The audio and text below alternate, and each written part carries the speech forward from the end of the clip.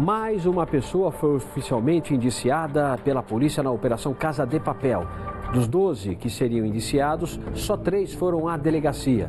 O prefeito cassado de Sorocaba, José Crespo, tenta na justiça a suspensão do seu indiciamento. Vamos ver.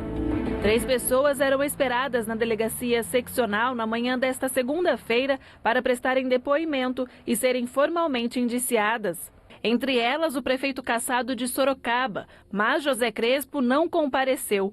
A defesa dele entrou com um pedido na justiça para suspender o indiciamento. O único que compareceu foi o ex-secretário de Cultura, Wellington Kermes. Ele chegou acompanhado de 2 advogados e prestou depoimento durante mais de 1 hora. Na saída, ele disse que é inocente. A partir de agora, eu acredito que as autoridades passam a tratar todo esse caso num outro prisma e numa outra realidade, que é alguém utilizando a estrutura pública para fazer vingança pessoal. Durante a tarde eram esperados aqui na seccional os empresários Antônio Tadeu Bismara, Felipe Bismara e Jaqueline Bismara. Os 3 não compareceram. Ao todo, a polícia apontou 12 pessoas como parte do esquema de fraudes na prefeitura. Entre elas está o ex-secretário de Licitações e Contratos, Hudson Zuliani.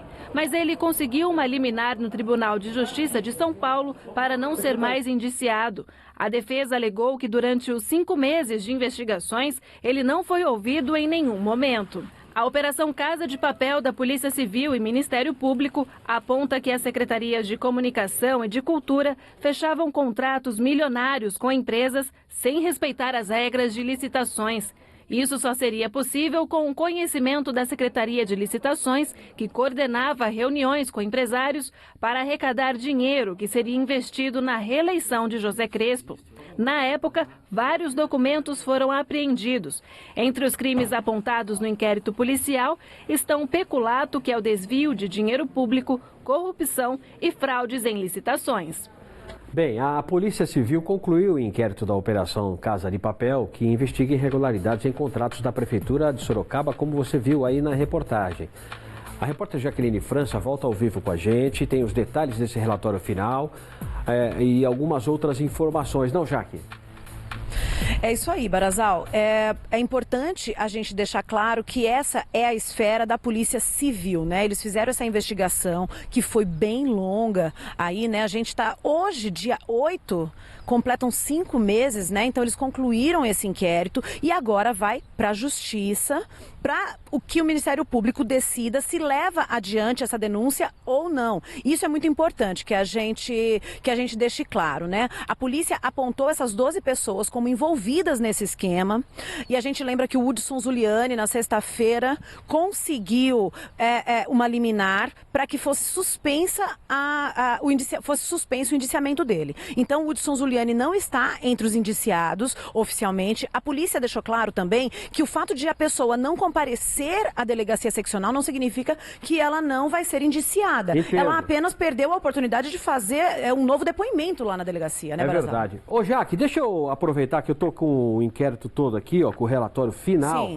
da polícia, e eu queria te ajudar aqui nessa informação, até porque é informação da fonte, né? É o que está escrito aqui, Sim. ó. Tá escrito aqui, até marquei aqui, vai ficar, tá escrito aqui, ó, até marquei com o marca-texto, né, amarelo lá.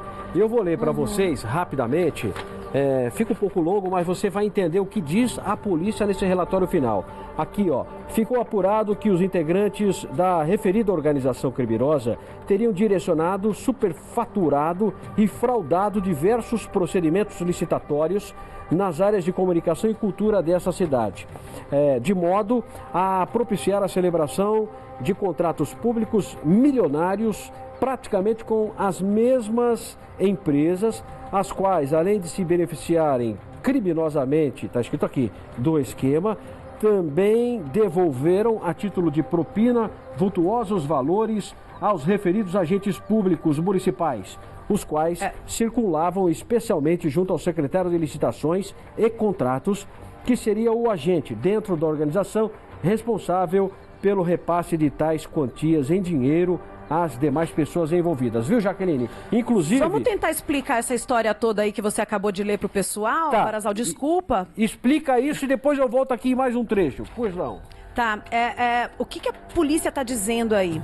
Nas duas secretarias, tanto a Secretaria de Comunicação quanto a Secretaria de Cultura, eles fechavam contratos milionários, a gente está falando de milhões de reais, sempre com as mesmas empresas. E eles não respeitavam o que diz a legislação a respeito de licitação, né? Então sempre as empresas eram privilegiadas, porque elas já sabiam os valores que as outras empresas que participariam da licitação. A gente tem algumas imagens aí do dia da operação, quando eles foram, a polícia veio aqui à prefeitura, apreendeu um monte de documentos e aí o que acontece? Dentro desses documentos, eles conseguiram a comprovação de que essas empresas tinham informações privilegiadas, eles faziam um valor para vencer o processo de licitação, mas tudo isso era um esquema que já estava armado. E aí, quando a prefeitura pagava o valor, parte dele voltava para agentes públicos. Esse é o valor de propina que está colocado aí no documento da polícia. Ô Jaque, eu tenho aqui, para finalizar, em relação a este relatório, que é o relatório final da Polícia Civil, temos aqui em mãos, está escrito aqui, ó, foi perfeitamente demonstrado a existência de 3 células criminosas instaladas na Prefeitura de Sorocaba. Isso mesmo. Tá? É o que está dizendo aqui. Sendo a primeira, junto à Secretaria de Cultura, liderada pelo então secretário municipal Wellington Kerbis. A segunda, junto à Secretaria de Comunicação, liderada pelo secretário Edmilson Eloy de Oliveira. E a terceira célula, através da Secretaria de Licitações e Contratos, liderada pelo secretário Hudson Zuliani. É o que diz o relatório final. Estou apenas repetindo aqui. Estavam devidamente associados entre si e também junto a empresários que somaram dezenas de contratos públicos milionários firmados com o município e que, sempre sob a liderança do então prefeito José Antônio Claudini Crespo, desviaram vultuosas quantias do erário municipal em benefício próprio ou de alheios. Está um pouco longo, mas eu estou só colocando aqui o que diz o relatório, porque é importante, é a palavra da polícia. Só para fechar, dessas células, sob o comando do então prefeito de Sorocaba e coordenação do ex-secretário de Licitações, Hudson Zuliani, foi criada uma verdadeira comissão envolvendo alguns secretários municipais com o propósito único de arrecadação de recursos obtidos com a taxa de retorno, chamada taxa de retorno, Caixa 2, dos diversos contratos públicos, tudo com a finalidade precípua de patrocinar a reeleição do chefe do Executivo do Paço Municipal de Sorocaba no ano de 2020, valendo-se das vultuosas quantias que serviam a abastecer o já, enfim, abominável Caixa 2. Está assinado aqui pelos delegados que terminaram esse inquérito, essa investigação. Todos estão alegando inocência, claro, não é isso, Jaqueline? Só para a gente completar o que você falou sobre essas células criminosas, né, que são 3 que a polícia aponta, tudo isso não poderia ser possível se a Secretaria de Licitações e Contratos não estivesse participando do esquema. É isso que a polícia explica, porque todos os contratos passam por essa secretaria. Então, tudo passaria por ali e eles facilitariam todo o processo. E também é muito importante a gente falar sobre essa situação de Caixa 2 também, né, que parte desse valor arrecadado estaria sendo usado para alavancar a reeleição de José Crespo. Isso é o que a polícia diz, agora está na mão do Ministério Público e é isso que a gente vai esperar, né? E na verdade a gente precisa dizer o seguinte, o próprio Crespo já se manifestou na rede social, alegando inocência, que não tem nada a ver de Caixa 2, os secretários também, não é? E a gente vai aguardar. O que acontece agora, Jaqueline? O inquérito foi para o Ministério Público. E é importante dizer que no relatório final, a polícia de Sorocaba não pede a prisão preventiva de ninguém. Não pede, nenhum dos indiciados. Não existe essa recomendação, até porque a gente está falando, não estamos falando de pessoas que pode gerar algum tipo de risco à sociedade, né? Então, justamente por causa disso, não existe pedido de prisão neste momento. Agora, a justiça vai analisar e decidir se acata ou não essa recomendação, porque a Polícia Civil está dizendo que existem vários crimes, né? É peculato, corrupção ativa, corrupção passiva, enfim, existem vários crimes que a polícia está apontando. Agora o Ministério Público vai dizer, sim, eles cometeram crime e agora eles vão a julgamento. Ou não, eles não cometeram crime, esse caso vai ser arquivado. Muito bem, Jaqueline, só para terminar então, Jaqueline, foi para o Ministério Público, só para o público que está em casa entender, foi para o Ministério Público. O juiz agora, o Ministério Público agora, ele pode acatar essa denúncia e abrir uma ação penal. Aí todos os citados ou indiciados terão direito à ampla defesa e ao contraditório. Isso aí é aquele processo normal. Que vai se virar uma ação penal.